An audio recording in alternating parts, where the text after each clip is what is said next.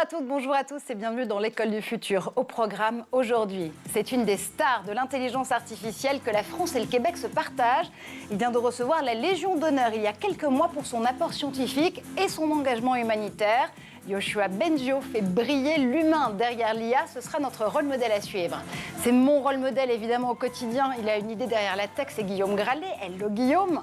Bonjour Marjorie. Et aujourd'hui tu vas nous entraîner sur le chemin de l'innovation avec les startups ukrainiennes qui continuent justement à aller chercher de l'innovation en dépit de la guerre. Ouais, c'est super intéressant, surtout au niveau de l'éducation, c'est-à-dire qu'il y a beaucoup d'éducation qui continue à se faire en Ukraine et pour tous les déplacés en dehors de l'Ukraine, ils innovent au quotidien, c'est très inspirant. Et on en parle avec toi dans un instant. Notre question du jour, 2 pour le prix d'une, tiens.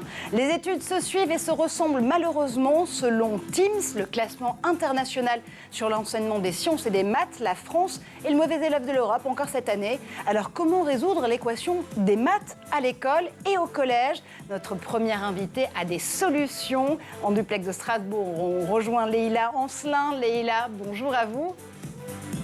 Bonjour. Vous êtes la fondatrice de Schooltopia et on revient avec vous dans un instant. En deuxième partie, les décrocheurs montent de niveau. On sera en duplex de Lille avec Christine Fichokev, chef de projet monte de niveau pour l'école du numérique Simplon.co, un programme développé dès janvier 2023 pour 2 ans et pour aider près de 100 000 jeunes. Mais d'abord, focus. Mettre l'intelligence artificielle au service du bien commun et du développement durable, c'est le credo du chercheur Yoshua Bengio. Pour ce prix Turing 2018, l'intelligence artificielle est un investissement de long terme. Son portrait tout de suite à Montréal avec Édouard Deniau. Il est l'un des plus grands chercheurs en intelligence artificielle de la planète. Yoshua Bengio est professeur d'université, informaticien et chercheur en intelligence artificielle québécois, né à Paris en 1964. Il fait ses études à Montréal et il obtient son doctorat en informatique en 1991 à l'université McGill. Il poursuit ensuite son cursus au MIT. En 1993, alors qu'il est professeur à l'Université de Montréal, il fonde MILA, l'Institut québécois d'intelligence artificielle. Cet organisme rassemble des chercheurs spécialisés dans le domaine de l'apprentissage profond, le deep learning, dont il est l'un des pères fondateurs. Il est l'un des principaux contributeurs mondiaux au développement du deep learning dans les années 90 et les années 2000. Il organise de nombreux événements avec Yann Lequin et notamment une série d'ateliers portant sur l'apprentissage profond. Ce qui motive vraiment Yoshua Bengio, c'est mettre la science au service de la société et assurer le développement de ces nouvelles technologies au profit de l'humanité. En 2016, il cofonde Element AI, une sorte de plaque tournante créée pour faire le lien entre les entrepreneurs, les grandes entreprises et les chercheurs du monde de l'intelligence artificielle. Avec cette initiative, Yoshua Bengio souhaite faire de Montréal un pôle d'attraction dans ce domaine. Reconnu unanimement comme l'une des sommités mondiales en matière d'IA, Yoshua Bengio a reçu de nombreuses distinctions à travers le monde. Il a notamment reçu le prix Turing en 2018, l'équivalent du prix Nobel de l'informatique. Il est également membre de l'Ordre du Canada et de la Royal Society britannique depuis 2020. Et en mars 2022, Yoshua Bengio reçoit la Légion d'honneur. Yoshua Bengio, une des sommités de l'intelligence artificielle. Guillaume, on a besoin de scientifiques et experts en IA qui nous disent que oui, il faut absolument rendre l'IA et l'intelligence artificielle donc plus transparente, plus éthique, plus responsable. Oui, pour simplifier, on pourrait dire que ce qui est très intéressant dans les travaux de l'intelligence artificielle qui peuvent donner un peu parfois le vertige, c'est que l'homme reste maître de toutes les situations. C'est-à-dire que dans tous les cas, même si l'intelligence artificielle va nous surprendre en étant de plus en plus créative, par exemple, faisant preuve d'imagination, il faut qu'à chaque fois on reste maître de tous ces progrès. Et un des engagements de Yoshua Bengio, qui est très clair, qui va parler à tout le monde, c'est pour justement maîtriser à l'avenir les robots tueurs qui font peur à tout le monde et en tout cas les interdire au maximum. Et on en reparlera avec toi, pas pour en avoir peur, mais pour justement mieux les comprendre. L'intelligence artificielle, il va en être question dans notre toute première partie de Talk, puisqu'on va s'intéresser à l'équation pour résoudre l'enseignement des maths, notamment à l'école et avec des EdTech. Le Talk, c'est tout de suite. Et pour en parler, nous attend en duplex à Strasbourg, Leïla Ancelin. Bonjour à vous à nouveau Leïla, vous êtes la fondatrice de Schooltopia. Et Schooltopia, c'est donc cette plateforme que vous avez montée, ce concept qui permet de redonner du plaisir à apprendre les mathématiques. On y revient dans un instant parce que c'est vrai que les classements se succèdent, se ressemblent. Alors on a cité en ouverture de cette émission le classement Teams, on pourrait citer le PISA qui est extrêmement reconnu aussi, mais qui place toujours la France comme le dernier élève en matière d'enseignement des mathématiques. C'est une urgence avant tout, Leïla, de remonter, de relever ce niveau de maths pour les élèves. Oui, je trouve que c'est un enjeu de taille parce que déjà dans la société, on a besoin de personnes qui soient bons en maths. Et les maths, c'est la matière primordiale pour quels que soient les métiers qu'on veut faire. Donc, qu'on veut faire économiste, qu'on veut être avocat. C'est important dans tous les concours administratifs, on a des mathématiques. Aussi, vous parliez d'intelligence artificielle. On a besoin d'ingénieurs en intelligence artificielle demain. Donc, on a besoin donc de maths, forcément, parce qu'il faut être bon en maths pour faire de l'intelligence artificielle. C'est super important. Et aussi, quel que soit ce que les élèves veulent faire dans leur vie, il faut qu'ils maîtrisent un minimum les mathématiques. On ne parle pas non plus forcément de haut niveau, mais au moins les bases. Oui, et puis c'est vrai que l'année dernière, on a beaucoup parlé de ce phénomène du décrochage des jeunes filles, notamment sur les classes de sur la spécialité de mathématiques au lycée, notamment à partir de la classe de première. Qu'est-ce qui ne fonctionne pas dans cette équation des maths à l'école pour vous, Leïla? Je pense que c'est trop abstrait. Déjà, les mathématiques, ça ne parle pas suffisamment à beaucoup d'élèves. En fait, on ne voit pas suffisamment de contexte concret.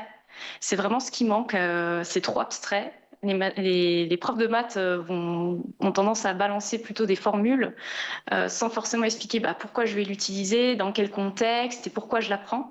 À quoi ça sert en fait? C'est vraiment la question qui revient le plus, moi-même dans mes cours particuliers que j'ai pu donner ou quand j'ai enseigné dans des classes avant de fonder Schooltopia, c'était les questions qui revenaient très fréquemment. C'est pourquoi je vais apprendre ce que c'est une fonction affine? Pourquoi je vais apprendre à résoudre une équation? Ça va me servir à quoi? Et je pense que les femmes ont besoin... vous parliez de femmes, il y a un peu moins de femmes dans ces matières-là, malheureusement. C'est parce que c'est plus abstrait, c'est moins contextuel. Et je pense que comme on n'a pas forcément les mêmes cerveaux, les hommes et les femmes, on n'a pas la même forcément configuration cérébrale, ça peut jouer et je pense qu'on a besoin peut-être d'un peu plus de contexte. Et justement, c'est ce qu'on essaye de faire avec Schooltopia, c'est vraiment de donner un contexte ludique et concret pour les mathématiques. Justement, Schooltopia, on va plonger ensemble dans la plateforme, notamment avec un personnage. Il s'appelle Toshi, c'est votre robot prof de maths. Il est animé par de l'intelligence artificielle. Schooltopia s'adresse avant tout aux élèves de collège pour leur permettre justement de raccrocher avec les maths, de retrouver l'envie d'apprendre et le concret dont vous nous parliez qui manque pour vous encore aujourd'hui dans le programme de mathématiques de l'éducation nationale.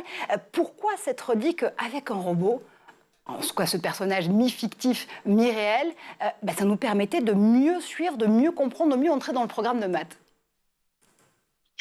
Oui, effectivement, c'est le cas. Et surtout, Toshi, en fait, ne juge pas. C'est super important parce que, en général, un professeur humain a tendance... on va s'identifier, on va avoir peur de son jugement, mais Toshi, il est neutre. C'est-à-dire que si on fait une erreur, il ne va pas juger sur le fait qu'on s'est trompé. Et donc, il va plutôt aider, il va être dans l'encouragement, il va être là. Puis surtout, quand en plus, Toshi, c'est le personnage principal de l'histoire de Schooltopia. Et donc, en fait, ça va permettre d'engager l'utilisateur dans son apprentissage parce qu'on va vouloir aider le personnage à avancer.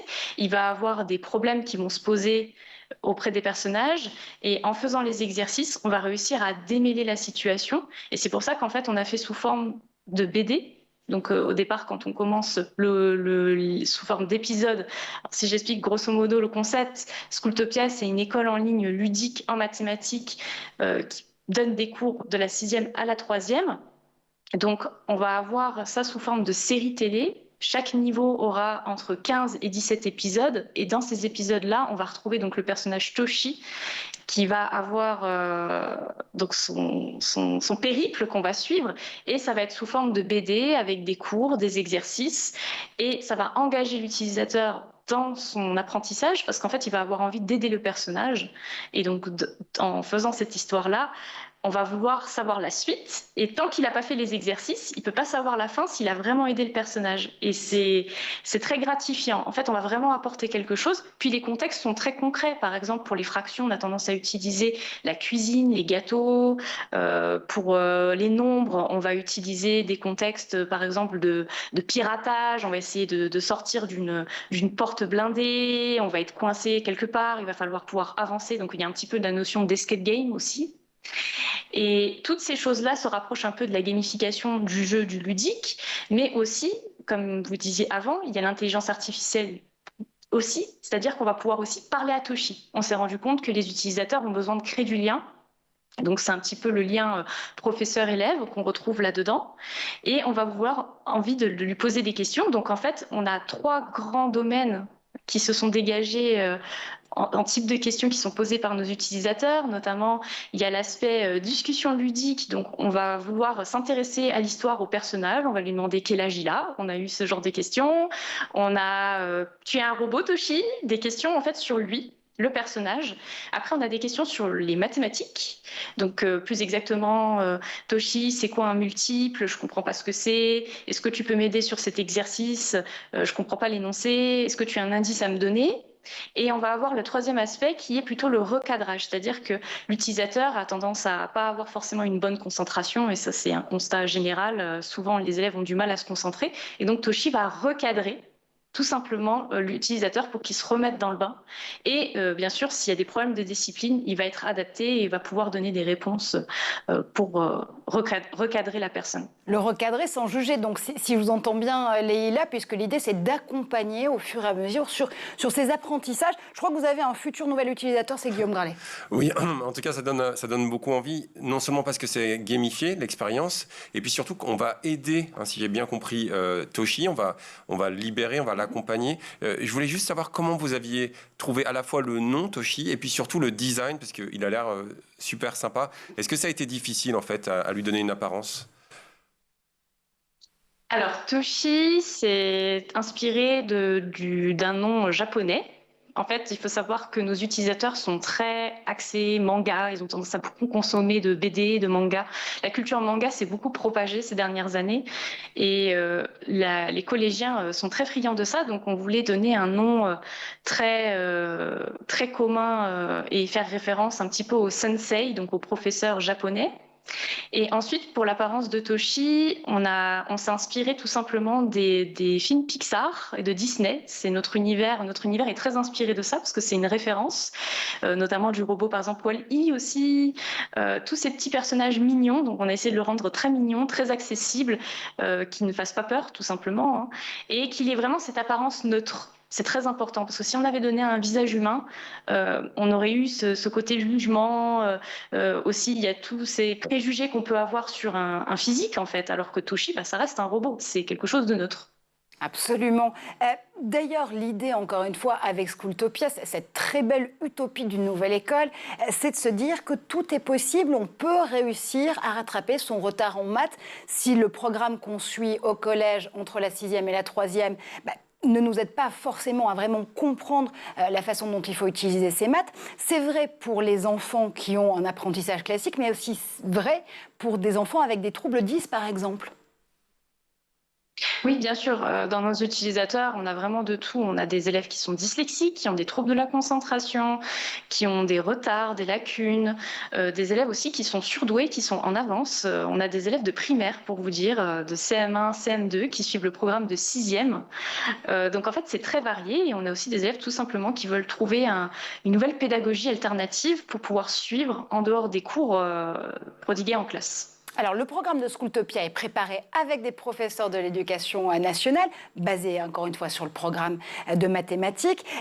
Mais l'idée, c'est aussi de se dire qu'on peut changer le système éducatif avec les profs. Vous étiez vous-même professeur de sciences avant de vous lancer dans l'aventure de Schooltopia. Vous continuez, vous le disiez, à donner aussi, vous le dites, pardon, à donner des cours particuliers notamment. Cette envie de changer le système éducatif, c'est quelque chose qui vous porte avant tout. Oui, de par mon parcours, hein, j'ai une licence de maths physique chimie et j'ai fait un master MEF. Donc le master MEF, c'est le master qui forme les professeurs de l'éducation nationale. Sauf que j'ai décidé de ne pas passer le concours parce qu'en fait, j'arrivais pas à m'y retrouver dans cet environnement. Je trouvais que c'était trop rigide. La liberté pédagogique, malheureusement, n'était pas forcément au rendez-vous. On n'a pas beaucoup d'heures d'enseignement, on a des classes surchargées. Les conditions de travail sont pas évidentes, donc j'ai beaucoup de respect pour mes collègues. Et donc, je me suis dit, si vraiment on veut changer les choses, c'est difficile de changer de l'intérieur en tant que prof, et je pense qu'il faut faire un projet annexe à côté de l'école et faire en sorte d'en parler, que ça se diffuse, que ça se propage, et que l'éducation nationale, tôt ou tard, en entende parler et s'ouvre à cette opportunité de pouvoir accueillir des projets novateurs. Et l'éducation nationale en entend parler plutôt tôt que tard d'ailleurs, puisque vous allez rejoindre dans quelques jours le premier batch, la première formation de l'incubateur de l'éducation nationale qui va vous aider à déployer Schooltopia à l'échelle, en classe, tester justement de façon beaucoup plus massive qu'avec vos utilisatrices et utilisateurs la façon dont vos anciens confrères, professeurs de mathématiques peuvent justement s'emparer de cet univers et de Toshi pour faire progresser leurs élèves. Cet incubateur de l'éducation nationale, ça a été compliqué pour être sélectionné pour y rentrer? Alors, en fait, j'ai pitché auprès de la région Grand Est qui nous soutient. Et c'est eux qui m'ont encouragé à contacter donc, le réseau Canopé, en disant que sur le site, c'était tout à fait possible de les contacter et qu'ils avaient ouvert récemment un accélérateur et qu'ils étaient très friands de projets EdTech. Donc j'ai tenté ma chance, j'ai récupéré l'adresse et j'ai postulé et ça s'est très bien passé. On a eu une réponse positive déjà en amont pour avoir un premier rendez-vous. Puis le premier rendez-vous s'est très bien passé et donc on va pouvoir faire un deuxième rendez-vous début octobre pour officialiser cette entrée dans cet accélérateur. Cet accélérateur, il va vous apporter quoi? Alors, on l'a dit, il y a le passage à l'échelle, évidemment, le fait pour vous de pouvoir tester grandeur nature avec d'autres professeurs, le scénario, justement, que vous déroulez dans Schooltopia avec Toshi notamment. C'est aussi l'idée de mieux comprendre les besoins spécifiques de l'éducation nationale, ses normes juridiques, ses normes techniques.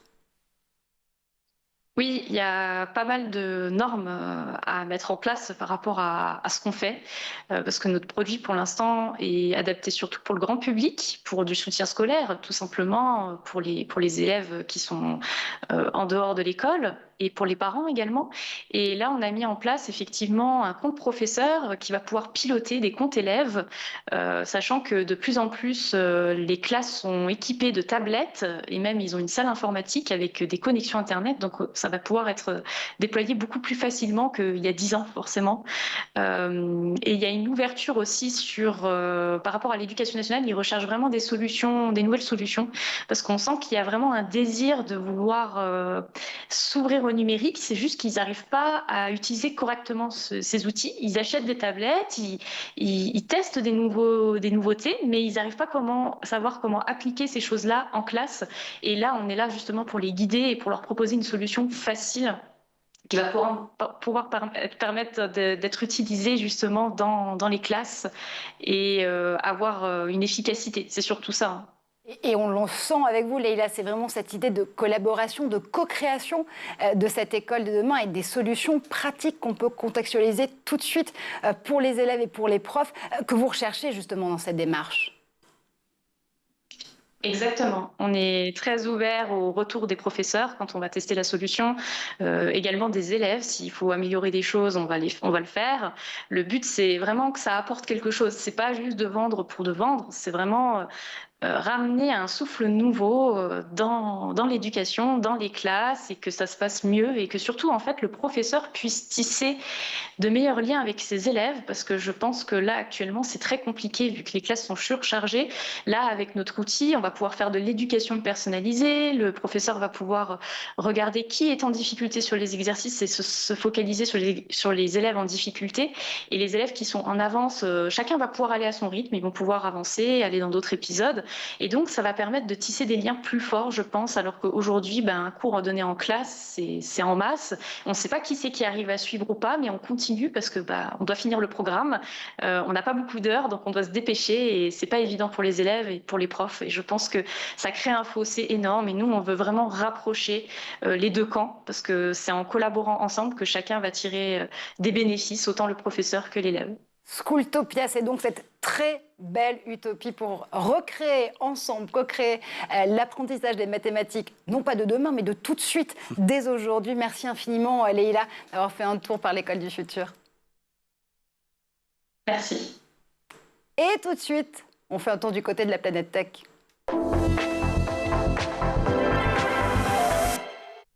Avec Edward Newell.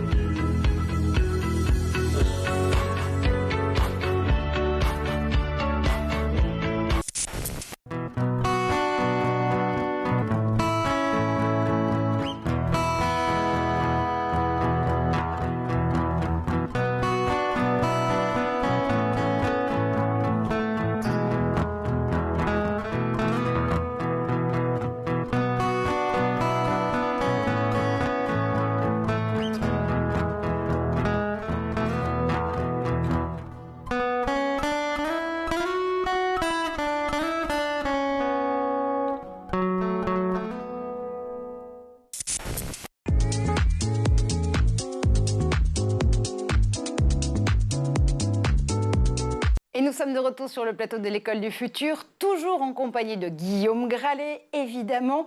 Et on est en duplex pour cette deuxième partie avec Christine Fichot-Kev, chef de mission monte 2 niveaux, avec un 2 comme le chiffre 2 pour Simplon.co. Bonjour Christine.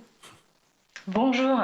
Dans un instant, on va revenir avec vous sur cette initiative, ce programme qui, pendant 2 ans, va suivre 100 000 jeunes décrocheurs et décrocheuses pour les faire raccrocher, justement, au métier du numérique, entre autres. Mais d'abord, Guillaume Graelet a une idée derrière la tech.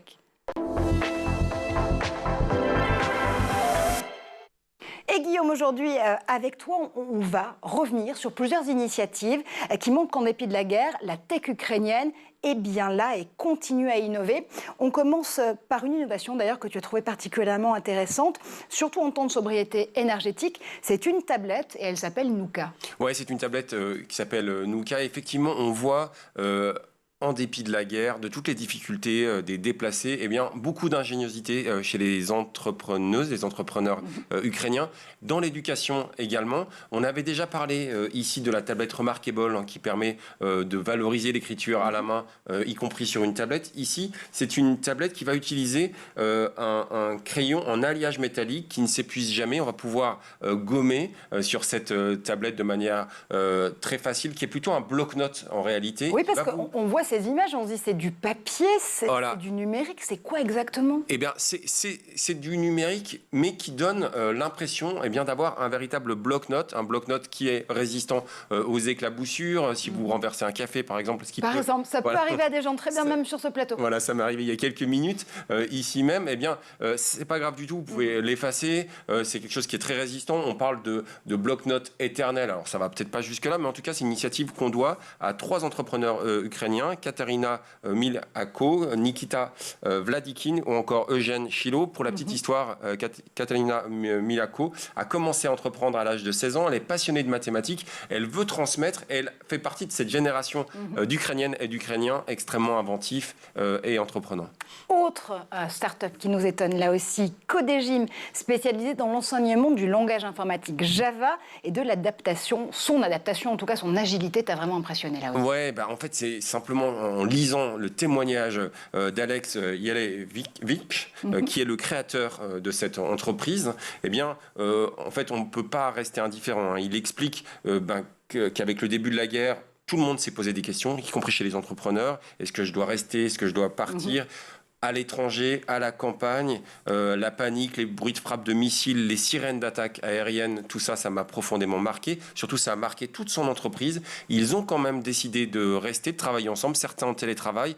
Ils ont fait quelque chose qui mérite peut-être un coup de chapeau. C'est-à-dire que les plus gros salaires de l'entreprise ont accepté de baisser leur rémunération pour que tout le monde puisse avoir de quoi vivre. Ils ont fixé un barème pour que les familles, en tout cas, ou les personnes, les employés puissent acheter de quoi manger, de quoi survivre.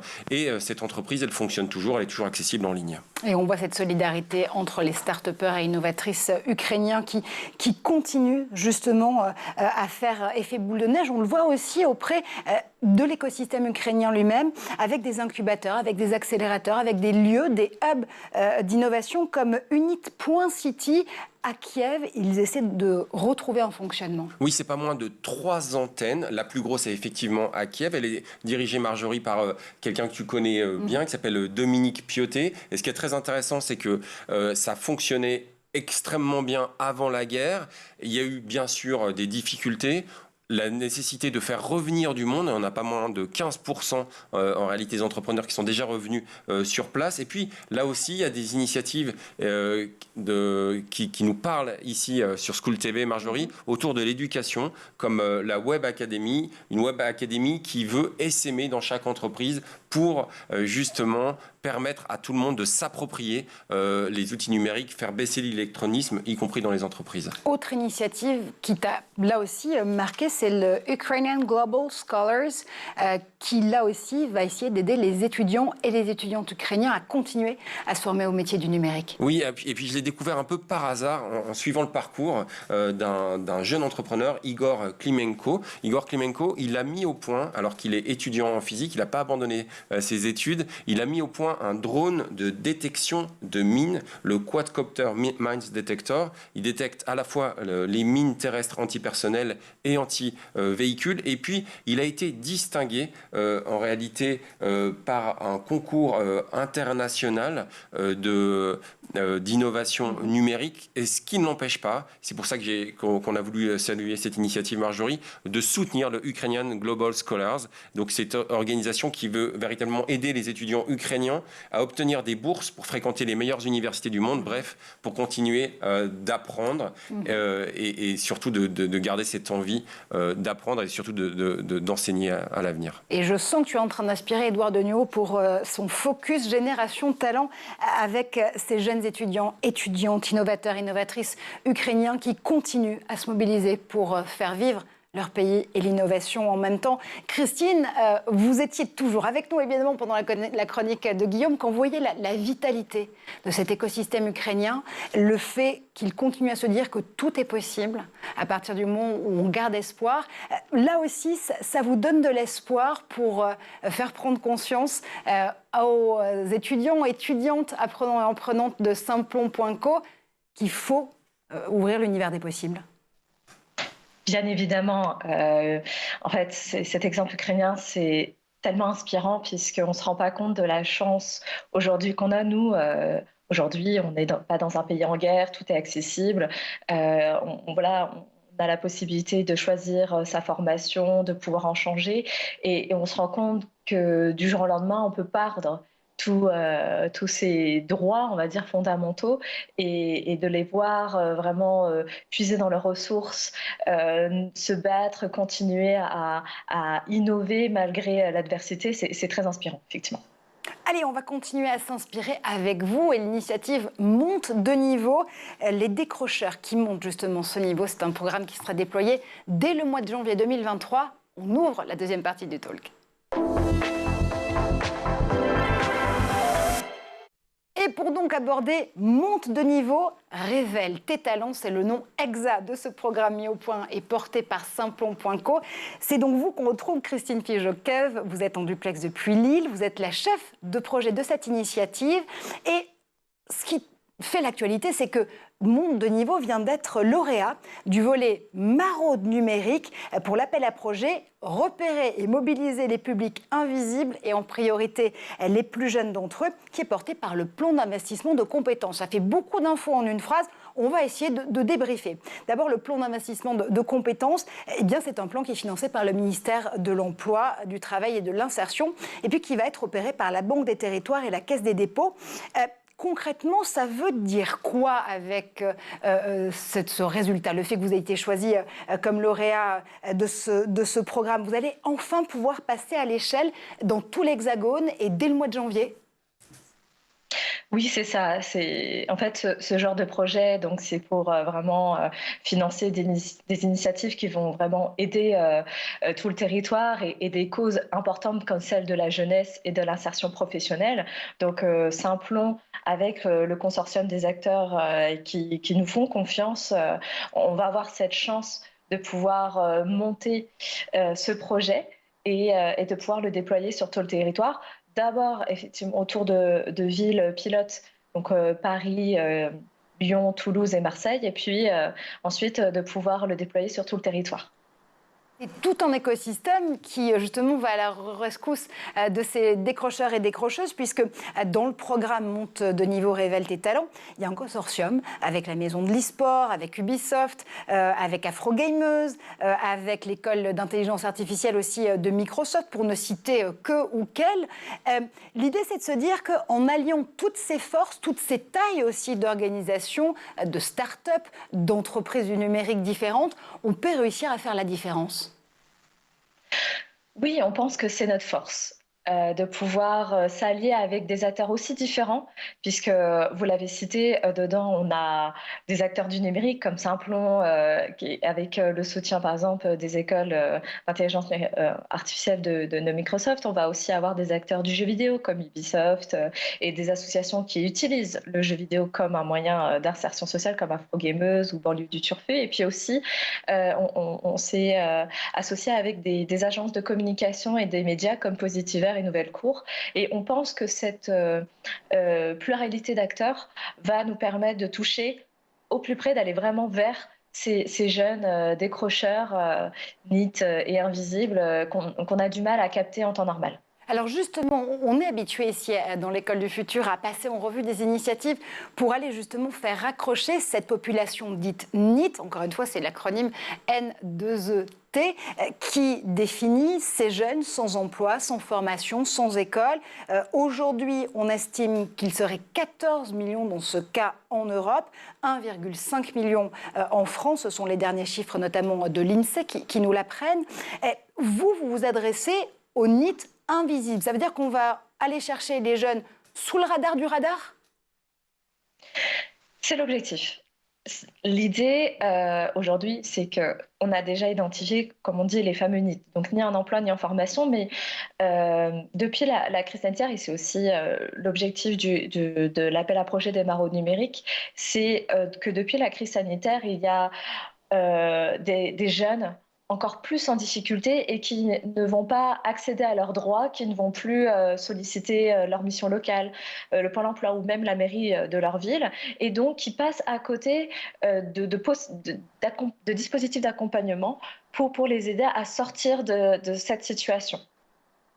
Et l'idée, c'est de le faire grâce à des maraudes numériques. Alors, on regardait ce terme de très près avec Guillaume, on se disait que c'était une formule formidable pour expliquer la façon dont on va pouvoir aller sur les réseaux sociaux, sur les plateformes aussi de jeux vidéo, dans l'e-sport, pour essayer de repérer en effet ces jeunes invisibles. C'est ça, parce qu'aujourd'hui, les jeunes sont connectés. Déjà, il faut... on va casser un premier cliché, c'est qu'ils ne sont pas isolés. Ce ne sont pas forcément des jeunes qui sont dans leur chambre, qui ne sortent jamais et qui ne communiquent plus avec l'extérieur. Ça, ce serait faux de le croire. C'est des gens qui ont des liens sociaux, qui croisent du monde. Maintenant, où est-ce qu'ils les croisent? Ça, c'est une autre question. Donc, s'ils ne fréquentent plus nos institutions publiques, ils fréquentent d'autres lieux de rencontre comme les réseaux sociaux, les réseaux en ligne et notamment les jeux vidéo et les lieux de pratique e-sport qui sont d'autant de nouveaux lieux où on rencontre ces populations.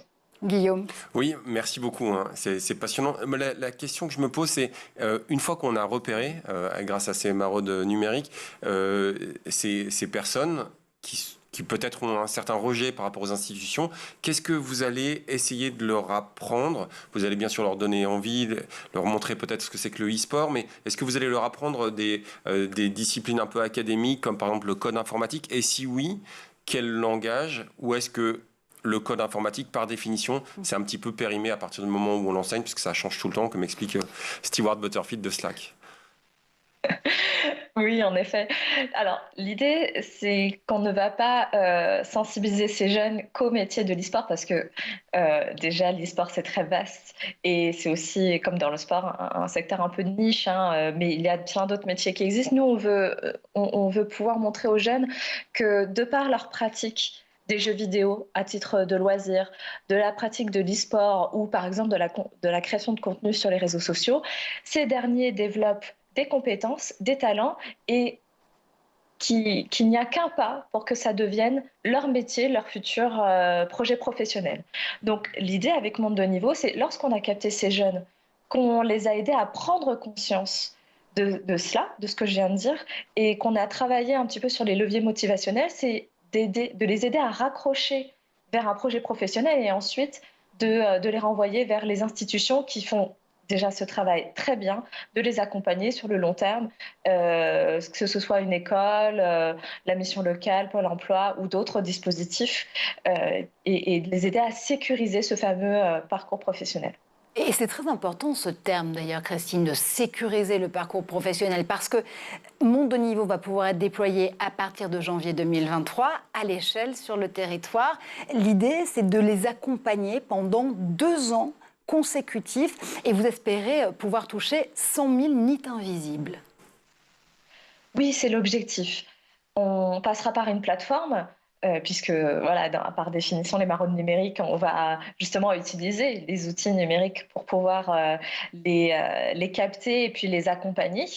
Et dans l'idée, c'est voilà, pendant ces 2 ans, on puisse viser ces 100 000 jeunes NEET et invisibles et de pouvoir s'adapter à eux en fonction de leurs besoins, en fonction de leurs envies aussi, et de leur proposer un parcours qui est le plus adapté possible en fonction de leurs besoins.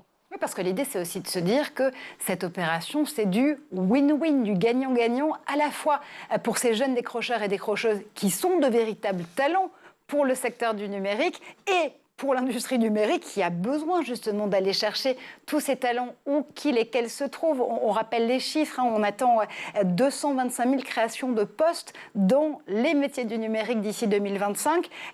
Les décrocheurs, les décrocheuses, ce sont les talents dont la tech a besoin. Personnellement, moi, j'y crois beaucoup parce qu'ils ont cette expérience de terrain, en fait. Ils ont vu des choses, vécu des choses que pour certains, d'autres jeunes n'ont pas vécu.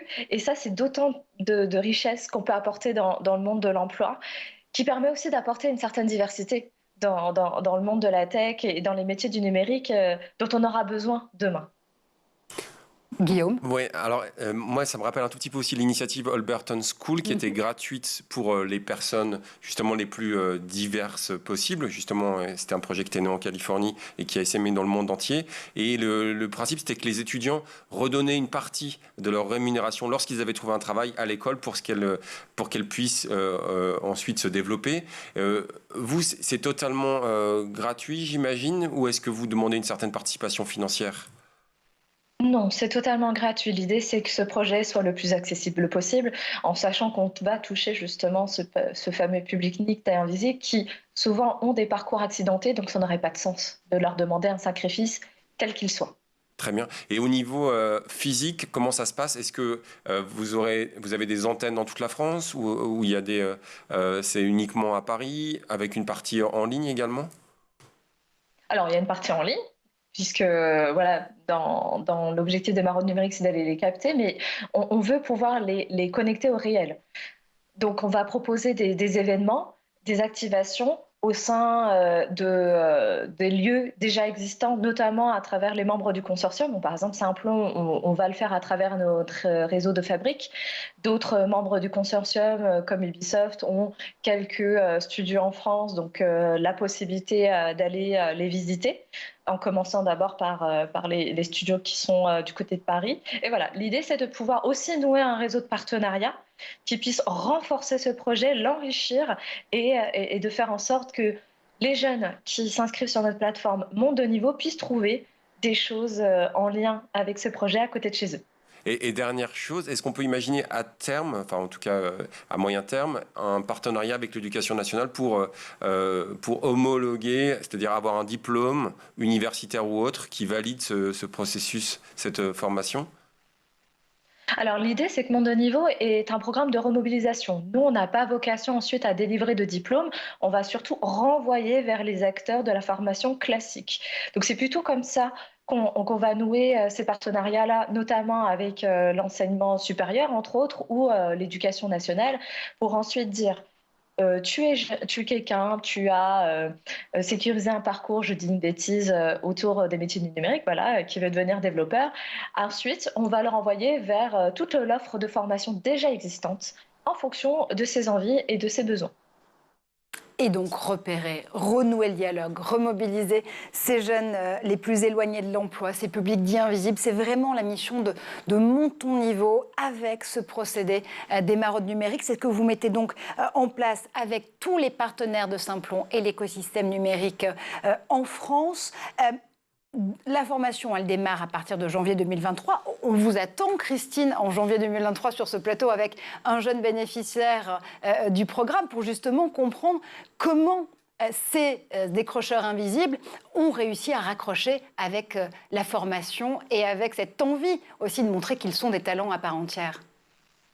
Eh bien, ce sera avec plaisir. Marjorie, juste, je me permets... Il y avait comme un blanc, mais non. Tout à l'heure, tu donnais des chiffres européens qui sont assez dingues. Hein. Absolument. Et est-ce que Monde de Niveau, chez Monde de Niveau, vous travaillez avec certaines associations européennes? Est-ce qu'il y a d'autres initiatives en Europe qui vont dans le même sens que vous et on pourrait avoir une certaine synergie? Alors, nous, c'est vrai qu'on s'est concentré sur la France métropolitaine. Donc aujourd'hui, on n'a pas de lien directement avec l'Europe, bien que cette priorité de la jeunesse et de l'insertion professionnelle soit d'abord une priorité européenne. Bon, pour le coup, on est encore en phase de démarrage, de consolidation du projet. Je serais ravie de pouvoir découvrir d'autres initiatives de ce type en Europe, justement pour rassembler les forces et éventuellement s'inspirer les uns les autres. Et on rappelle justement que pour rassembler les forces, déjà au niveau hexagonal, ce sont donc les maraudes numériques qui vous permettent d'être lauréat justement de cet appel à projet, repérer et mobiliser les publics invisibles et en priorité les plus jeunes d'entre eux, qui est porté par ce fameux plan d'investissement dans les compétences porté par le ministère de l'Emploi, du Travail et de l'Insertion, la Banque des Territoires via la Caisse des dépôts et consignation. Monde de Niveau, on a très envie de monter de niveau justement avec vous, de révéler les talents. Christine, merci d'avoir fait un tour par l'école du futur et à très bientôt, donc à partir de janvier, pour justement toucher du doigt et avec beaucoup de concret les bénéficiaires de ce programme. Merci à vous. Et merci, comme toujours, évidemment, à Guillaume Gralet de nous avoir accompagnés pendant tout cet épisode de l'école du futur. Nous, on se retrouve dès demain sur School TV.